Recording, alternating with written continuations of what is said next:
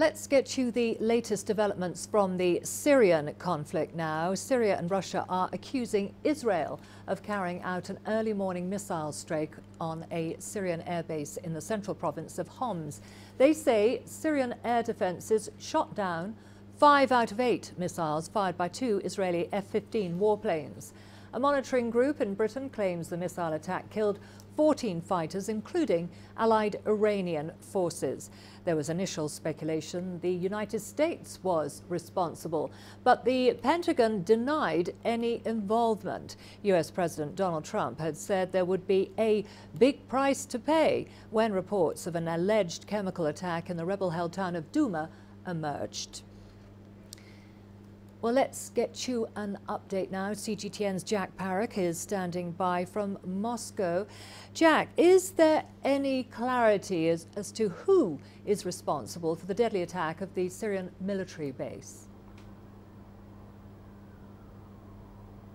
Well, at the moment, the United States has denied that it was involved, and the Russian Ministry of Defense and Syrian state media are both pointing the finger at Israel. They say that Israeli F-15s shot the missiles at this T4 base in Homs, near Homs, from Lebanese airspace. That's the understanding that we have at the moment. It is a big escalation. It's happening at a time when Syria is really in the focus of a number of attacks. And Russia and the US are at odds over this issue at the moment, so it's an escalation that will have serious ramifications over the coming days, we think. And Jack, what more can you tell us about the latest allegations on the use of chemical weapons in the Syrian conflict?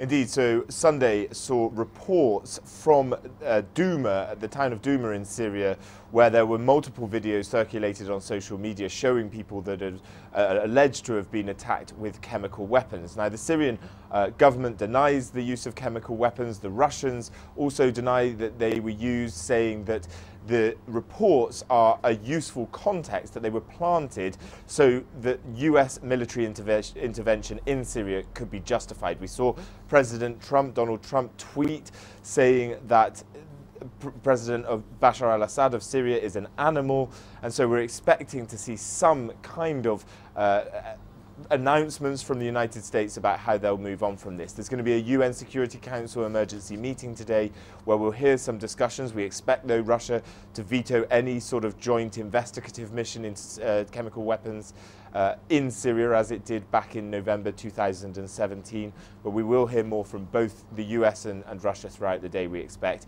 And at the moment, Syria is really the focus of a number of further attacks. We wonder whether more will happen and whether the situation will escalate. Okay, CGTN's Jack Parrock there. Thank you for that update. That was Jack in Moscow.